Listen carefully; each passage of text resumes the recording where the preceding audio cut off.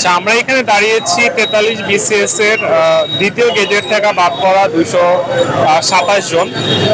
যখন 30 ডিসেম্বর, গত বছরের 30 ডিসেম্বর যখন 43 বিসিএস এর দ্বিতীয় গেজেটে দেওয়া হয়, তখন আমাদের 227 জনের নাম ছিল না।